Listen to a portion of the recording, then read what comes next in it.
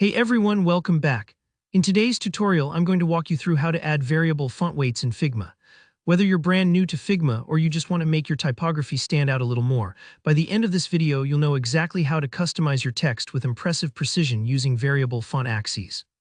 Let's jump right in and start making our designs look even better. Alright, so the first thing you'll want to do is select the text you want to work with. Just click on your text layer and you'll see all of your usual text options pop up in the right-hand panel.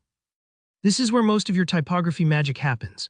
You've probably already noticed things like the font family and size, but we're taking it a step further today. Under the typography settings, you'll see a field for your font style. It might say something like regular, bold, or italic. If you click on this area, a drop-down menu will appear, letting you choose between preset font weights like bold or light.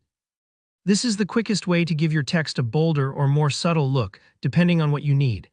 Think of it like flipping quickly between wearing sneakers or dress shoes. Each style gives a different vibe.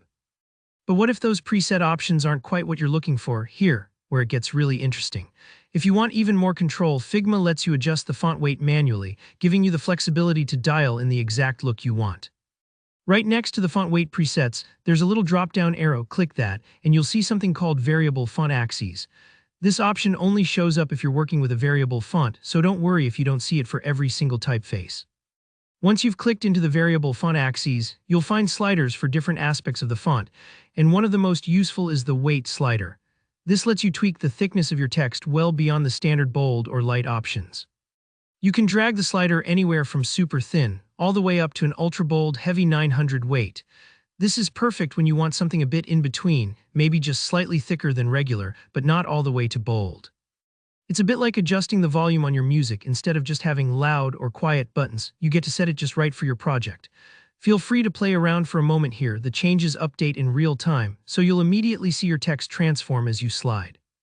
Don't worry if it takes a few tries to find a weight that feels just right for your design.